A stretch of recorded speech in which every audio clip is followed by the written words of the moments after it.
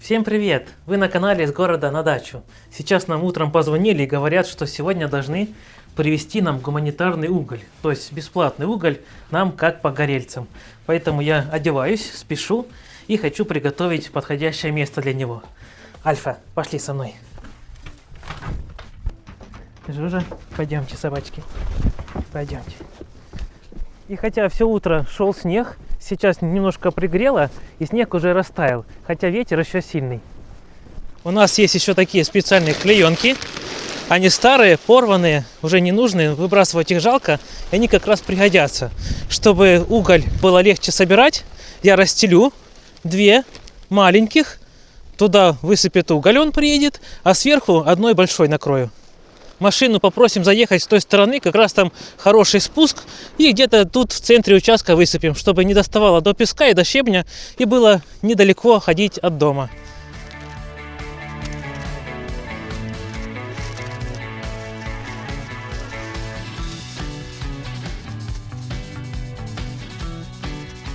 Так, расстелил 2 клеенки, они оба дырявые, но одна на другую накладывается, и вроде бы даже вообще без дырок. А вот этой, такой хорошей, более-менее, накроем сверху, чтобы уголь не промокал, потому что если он промерзнет, потом его не вдолбаешь. Кстати, сейчас покажу, почему у нас, хотя и сильный ветер, но штатив не падает, только шатается. Так, вот такой помощник, видите, и ничего не падает. И телефон в целости и сохранности.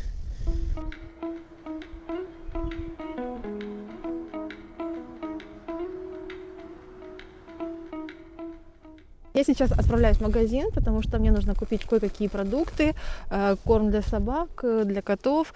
И хотим сегодня заквасить капусту, но так как у нас своей капусты нет, поэтому нужно купить в магазине. Я видела в магазине, там хорошие качанчики продают, поэтому сейчас пойду и их куплю.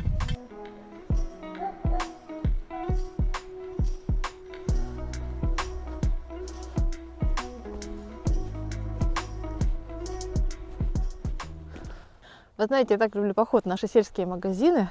У нас их в поселке 2. Это, знаете, такая вот разрядка между делами. Пошел, сделал такой шопинг. Вот. И, наверное, как у многих бывает, у меня сейчас тоже так чуть не произошло. Пошел за булочкой, купил все, что только можно, но только не булочку. Вот и я пошла за капустой и чуть не забыла про капусту. Увидела, сколько завезли в магазин разных вкусняшек, там разных всяких штучек, поэтому не удержалась, прикупила еще целый пакет всего вкусного. Поэтому сейчас пойдем попьем с Ромой чай, и потом каждый пойдет заниматься своими делами. И, кстати, меня встречают собачки, мы их тоже угостим вкусностями. Ты меня встречала, да? Вот умничка. И Жужа там встречает.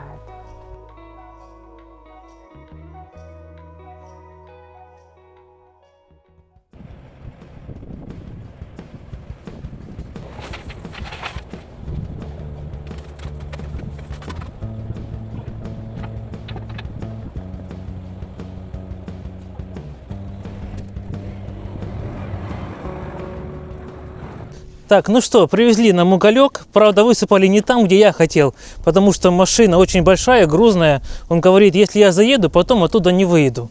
Ну, что сказать по поводу уголька, это такая меленькая семечка со штыбом. Такого крупного угля вообще практически мало. Но, как говорят, дареному в зубы не заглядывает. Такой себе, можно сказать, угольный отсев. Но он тоже пойдет в дело. Например, когда зимой очень растапливается, раскочегаривается печка, что аж красная, нужно ее немножко притушивать. И как раз вот такой уголек меленький для этого дела и пойдет. Будем так экономить, и угля на зиму нам точно хватит.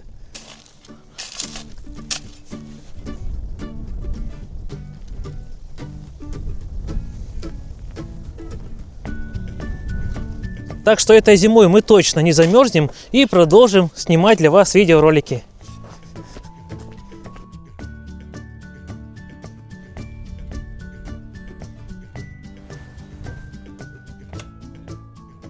На подарок нашей дорогой родственнице мы решили приобрести вот такой вот кухонный комбайн от Aberhof.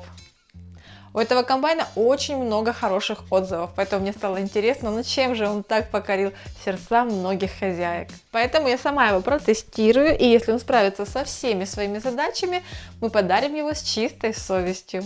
Кухонный комбайн 10 в 1 от Оберхоф сочетает в себе ряд универсальных функций, таких как терка, мясорубка, миксер, шинковка, блендер, а также кофемолка и соковыжималка. В режиме измельчения 7 скоростей плюс импульсивный режим. Максимальная мощность работы прибора 1400 Вт.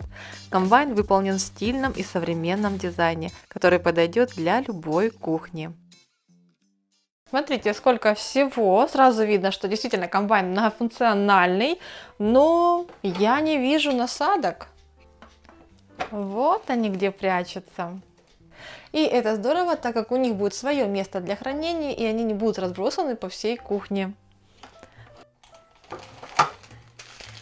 Вот эти насадки. Их всего 5. И также здесь хранятся и ножи.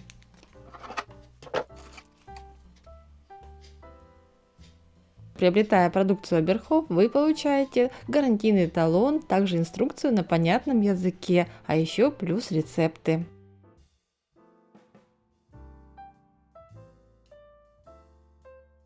Но перед началом я выпью кофе, зерна для которого я измельчу в этой кофемолке.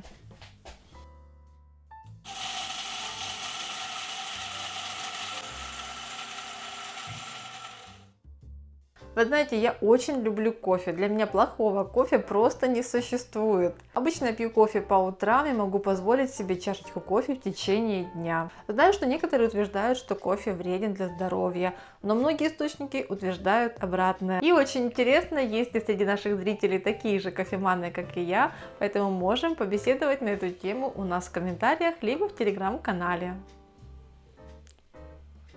Ну что, кофе попили, немного пообщались, отдохнули, ну и теперь приступаю за готовку. А готовить я буду сегодня квашеную капусту. И вначале мне нужно ее нашинковать. Из всего набора инструментов мне понадобится насадка для крупной шинковки. Вначале в чашу устанавливаю съемную втулку, диск с насадкой для шинковки. Оп. И все накрываем крышкой. Фиксируем. Все, чаша готова. Теперь устанавливаем чашу и фиксируем к устройству. Оп. Это делается несложно, и видим, что индикатор скоростей загорелся, значит, наш прибор готов к работе. И, кстати, хочу отметить, что благодаря ножкам на присосках прибор будет уверенно держаться на столешнице. Так, сейчас нарежу небольшими кусками капусту, чтобы было ее удобно шинковать.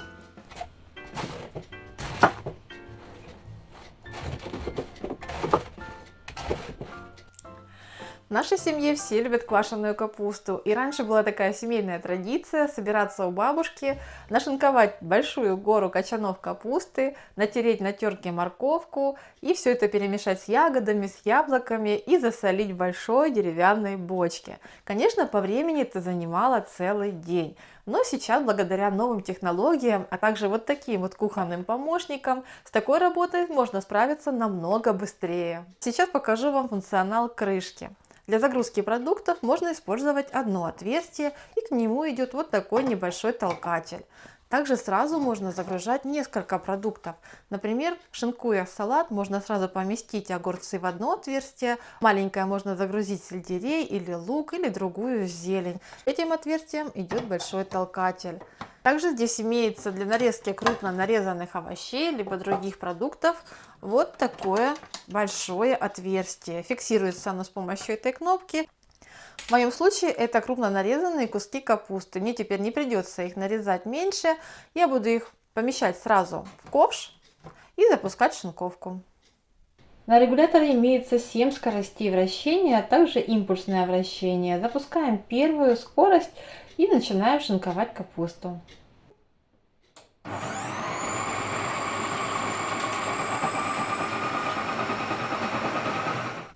И, кстати, я хочу заметить, что пока вы не закроете крышку и не зафиксируете ее, прибор запускаться не будет. Итак, закрываем, фиксируем. Поехали!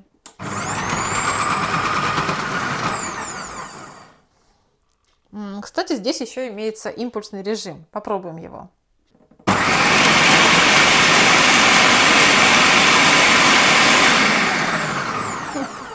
Режим так импульс. Очень скоростной, моментальное измельчение. Так, ну и пора теперь опустошать чашу.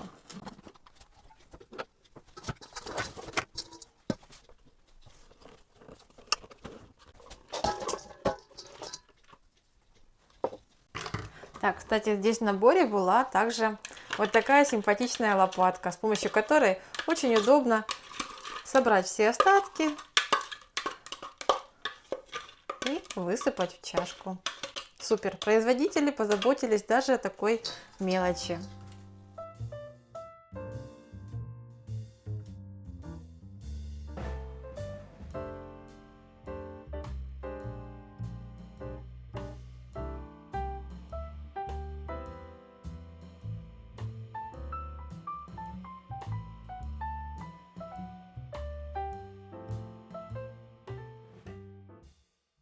Вот столько у нас получилось капусты. И сейчас мы потрем морковку. Для этого понадобится насадка с крупной теркой. Вот такая терка. И сейчас мы ее заменим.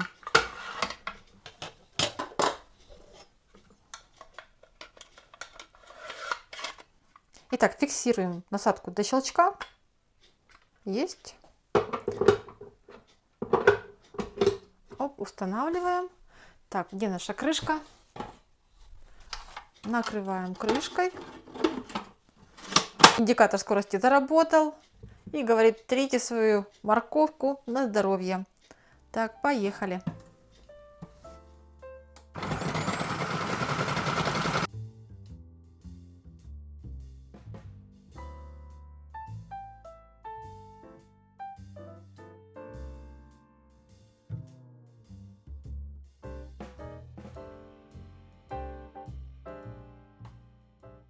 Если честно, я не люблю натирать морковку вручную, потому что это занимает очень много времени. Но здесь мне понравилось, что комбайн справился с этой задачей, с этой работой, ну, за считанные секунды. Так, ну и моя задача сейчас морковку перемешать с капустой и как-то все это вместить в этой емкости.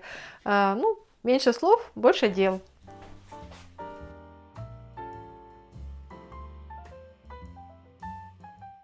Пока я перемешивала капусту с солью, она немного уселась, поэтому я уверена, что морковь тоже поместится сюда. И сейчас я все это перемешаю и, кстати, добавлю немного еще сахара.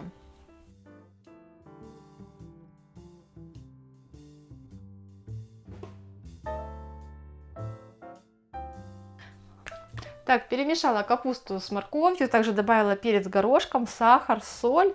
Немного здесь нахозяйничала, все рассыпала, но это ничего страшного в таком приготовлении. И что меня больше всего порадовало, что с помощью такого помощника на кухне, как комбайн от Оберхоф, у меня ушло на приготовление этой капусты совсем немного времени, несколько минут. Хотя могла потратить на это и целый день. Ну и осталось утрамбовать капусту по банкам и убрать в прохладное место. Когда-то мне из подписчиц, моих дорогих, кто-то подсказал приобрести вот такую штучку, такую лейку с широким горлышком. И я, конечно, купила с Ромой, и мы не прогадали, потому что теперь эта штучка выручает нас во время всех консерваций. Вот, и сейчас очень удобно рассыпать капусту по банкам. Кстати, чуть не забыла, обязательно нужно положить несколько листиков лаврового листа.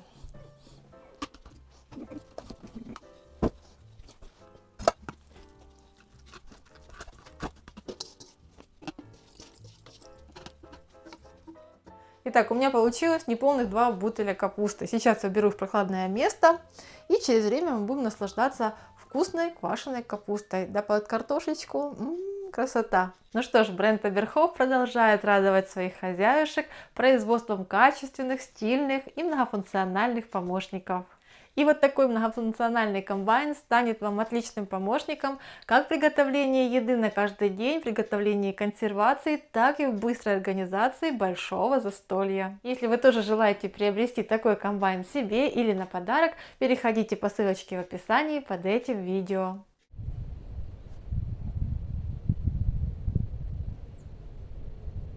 Сегодня еще такой день у нас доделок недоделанного.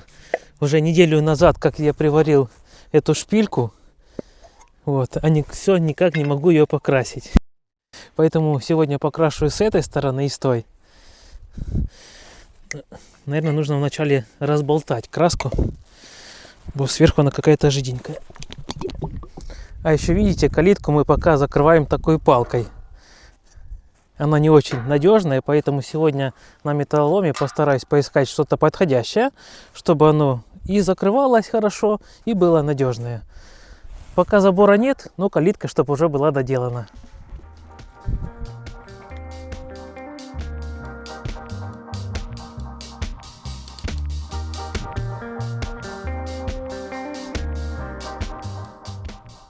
Так, ну нужно еще здесь покрасить поперечину на той старой калитке, потому что со временем, оказывается, мы не сделали вот эти поперечины, и она просела, а мы смотрим, она не закрывается. Пришлось приварить, а теперь нужно тоже ее закрасить. Только здесь нужно красить аккуратно, чтобы не покрасить дерево. Ах, жалко, что лаки все сгорели, так бы я еще раз прошелся, дерево защитил.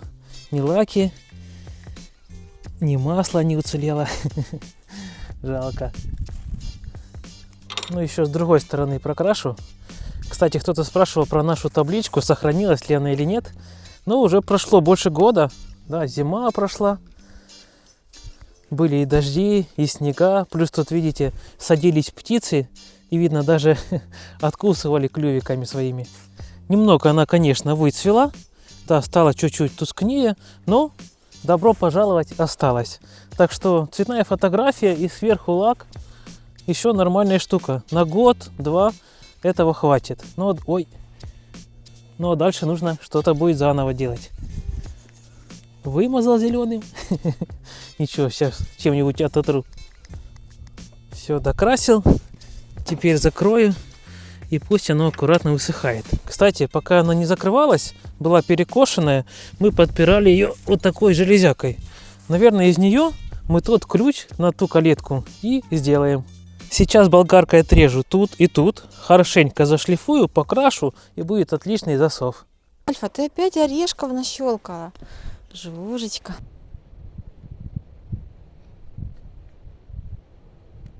Рома, ты тоже на улице гуляешь, да? На улице сегодня чудесная погода. Животных не загнать.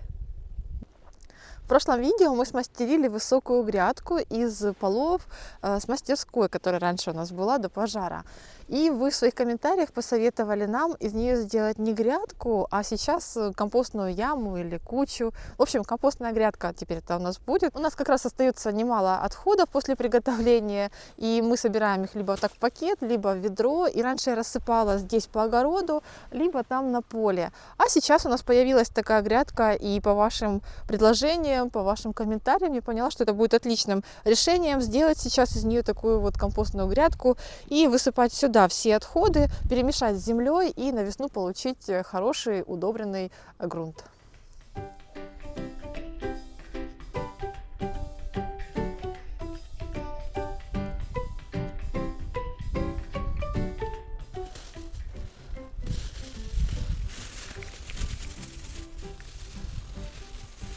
У нас уже здесь небольшой натюрморт вырисовывается. И вот после вчерашней капусты все пойдет в дело. Так, вот тут у меня болгарка висит. Очки возьму.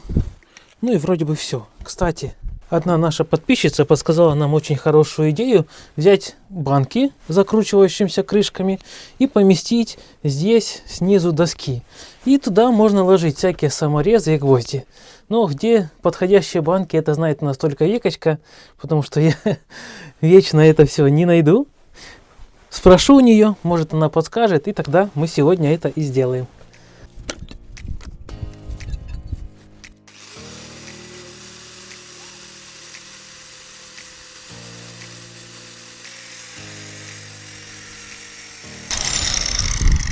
Так, ну все, иду сейчас пробовать.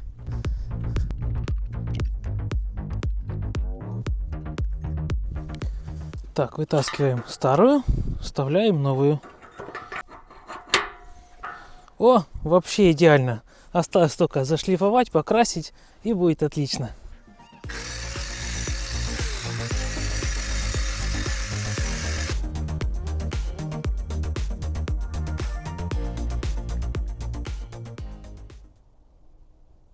Тебе баночки нужны, да? Да, да, желательно одинаковые. Одинаковые. Ну, это, конечно, проблема. Ну, сейчас найду. Пойду в погреб, поищу тебе баночки. Так, баночки, баночки. Рома попросил найти банки. Ему там для чего-то надо. Вот так у нас сейчас выглядит погреб. Немного его разгрузили, потому что после пожара мы его буквально забили битком. Инвентарь и разные инструменты. В общем, все здесь хранилось, пока все не успокоилось. В общем, немного разгрузили его, расставили банки, оставили некоторый инвентарь. Здесь я расставила по ящикам овощи. В общем, пока так. Так, Рома просил у меня баночки, ему там для какого-то дела надо. Ну, одинаковых 10 штук я не найду. Но вот таких у меня много. Я думаю, ему подойдет такой вариант. Сейчас крышку найду для такой банки. Так, сколько их? Раз, два, три, четыре, пять. Ну, сейчас покажу, что есть. Если ему подойдет, то это будет очень даже хорошо. Так, в руках все сразу не унесу, поэтому нашла такой пустой ящик здесь есть. Сейчас поставлю банки и отнесу наверх. Ром, ну смотри, нашла тут тебе некоторые банки с закручивающими крышками. Не знаю, подойдут, не подойдут. Подойдут. Вот эти... таких по 2 одинаковых нашла. Ага. И 5 вот таких поменьше. Вот эти, которые побольше, это для длинных саморезов гвоздей, а эти, которые поменьше, для маленьких. Спасибо. Ура. Дайте поцелуй. Молодец. Так приятно, когда мужу угодишь. Викулечка мне нашла очень подходящие банки. Как раз сюда все поместится. Я уже некоторые разложил, еще немножко осталось, 2 банки. Это для больших гвоздей. Вот так вот. А это для маленьких.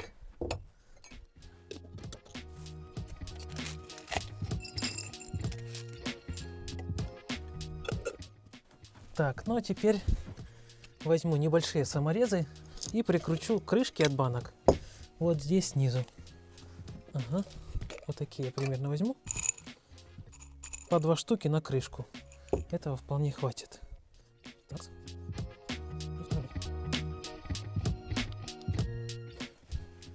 И прикручу снизу.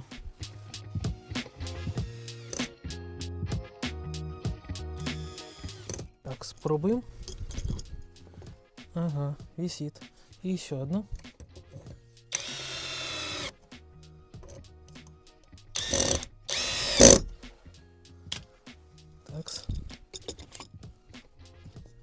Все, на месте. И сейчас также все остальные сделаю. Все крышки прикрутил, осталось только закрутить банки. Оп.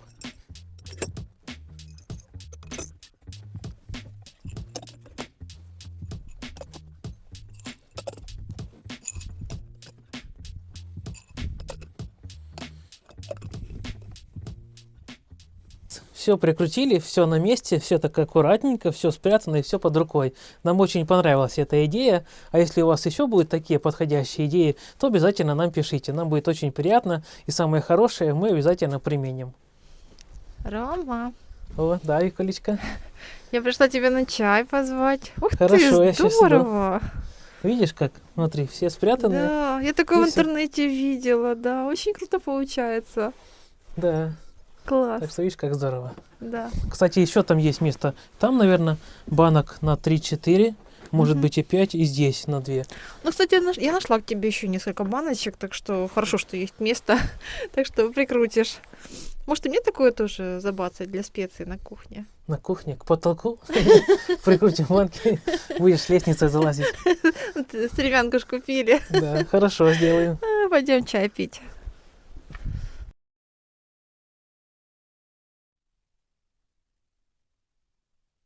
Ну и пользуясь случаем, пока у меня находится такой помощник, этот кухонный комбайн, хочу приготовить тесто для вафель, а также взбить молочный коктейль. Для замесов теста здесь в комплекте с комбайном идут вот такой вот дисковый эмульгатор, также миксер с венчиками и вот такой вот нож.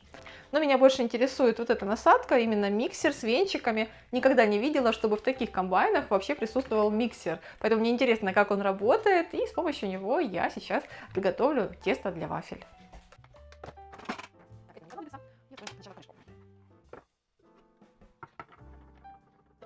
Рецепт приготовления теста для вафель очень простой. Нам понадобится 1 стакан муки, 1 стакан сахара, 5 яиц и также 200 грамм сливочного масла, только в растопленном виде. Ну и пока я буду готовить тесто, я сейчас пойду поставлю масло на плиту, чтобы оно подогрелось и растопилось.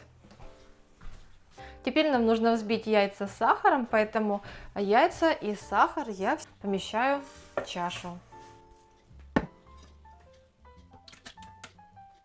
Так, закрываю крышку и запускаю миксер.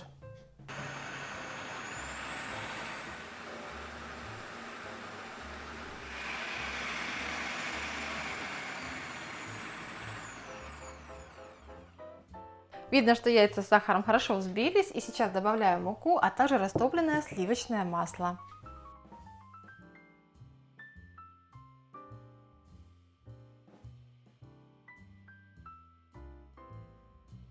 И теперь частями буду добавлять муку.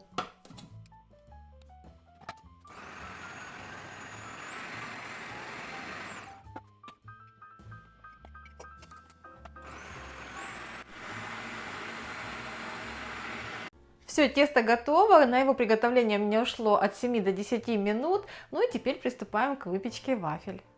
В своих комментариях вы часто пишете, чтобы я не забывала в видео вставлять какие-нибудь приготовления либо на природе, либо здесь на кухне. Но из-за ремонтных и переделочных работ, а также сейчас восстановительных работ, бывает увлекаешься процессом и просто некогда на кухне не то что что-то поснимать, приготовить, а даже в целом приготовить еду. И поэтому я очень рада, когда нам на обзор приходит какая-нибудь кухонная техника, и я тогда точно могу что-то приготовить, побыть у себя на кухне, вовлечься в приготовление и отвлечься от всех ремонтных и каких-то там других дел. Так, ну тесто готово, и, кстати, у меня нет вафельницы, но у меня есть электрогриль, на котором мы сейчас и будем выпекать наши вафли.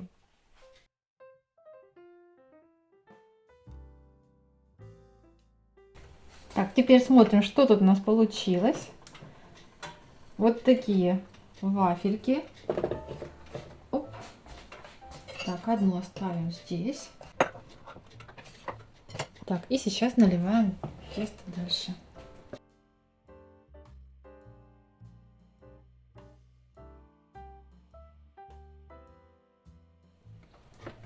Так, вторая вафелька получилась намного красивее. Ну, не зря говорят, первый блин комом, а второй вот такой красивый получился. Давно мне советовали попробовать приготовить вафли на электрогриле, но я как-то не решалась. И сейчас не жалею, что попробовала. Теперь будем лакомиться вот такими вкусными вафельками собственного производства.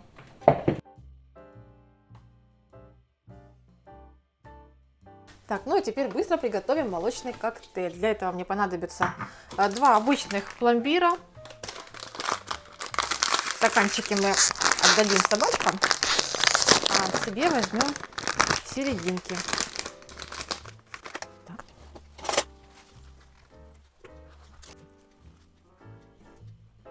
Так, нас здесь угостили ароматным цитрусовым вареньем. Поэтому добавим варенье. О, его будет достаточно. Так, ну и, конечно же, добавим молоко. О, этого достаточно. Накрываем крышкой и запускаем блендер.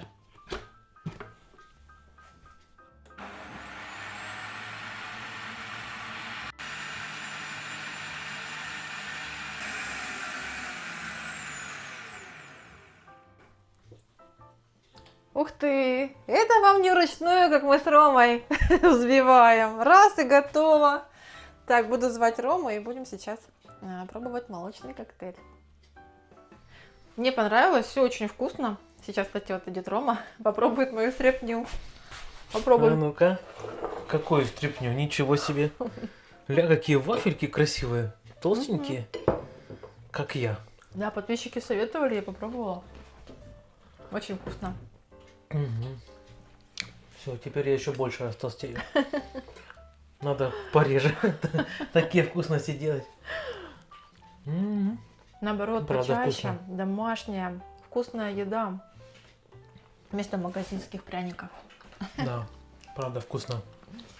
Да. Если вы тоже сейчас кушаете, приятного вам аппетита.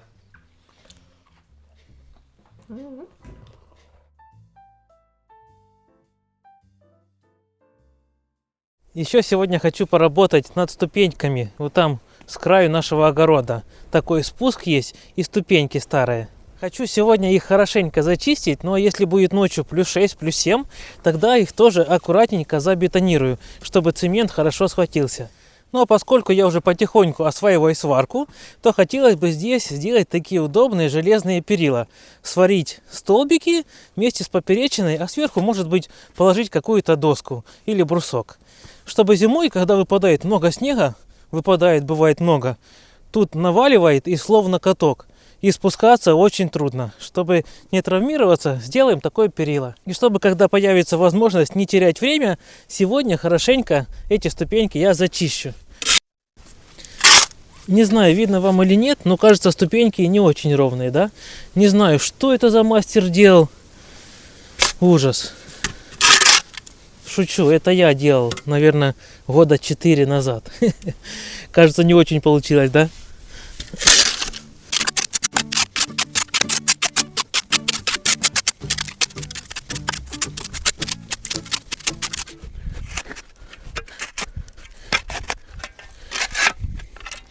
Фух, что-то я увлекся.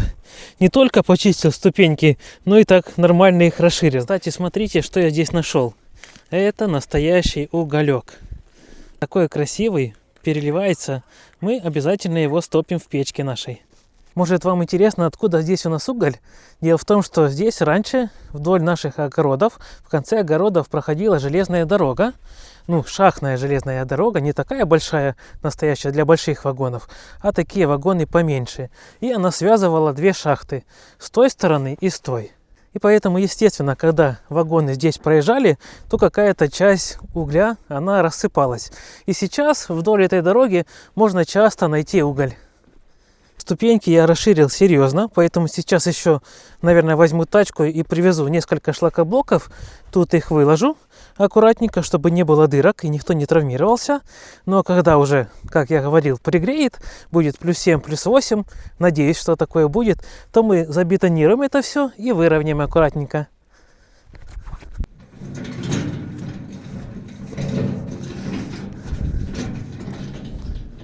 Вот здесь у нас шлакоблоки. Наверное, штуки по 3 буду нагружать, не больше. Опа!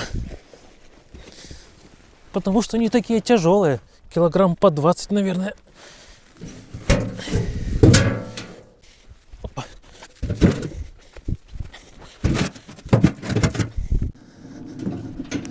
Кстати, засов наш уже подсох, и можно его ставить на место. Ну, а я поехал дальше.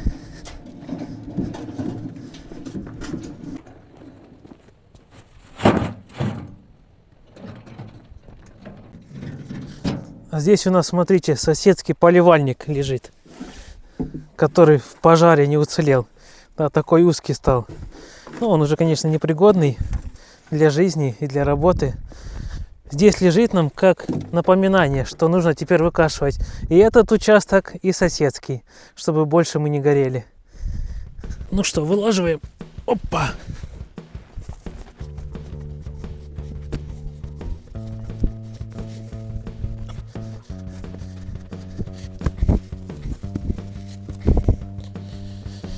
Фух, тяжело.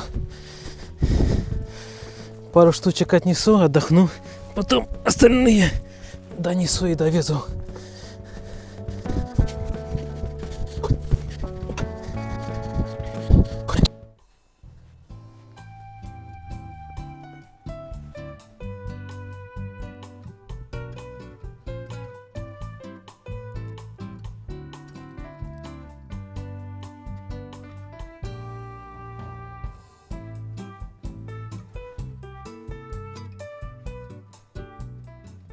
Пока здесь бегал и выравнивал ступеньки, у нас даже выпал маленький снег и немножко так все припорошило. Ну, надеюсь, что видно, да, что ступеньки, они стали шире, и надеюсь, впоследствии будет ровнее. Теперь ждем хорошей погоды, заливаем. Тома тоже будет нам помогать, и тогда будет зимой очень удобно ходить.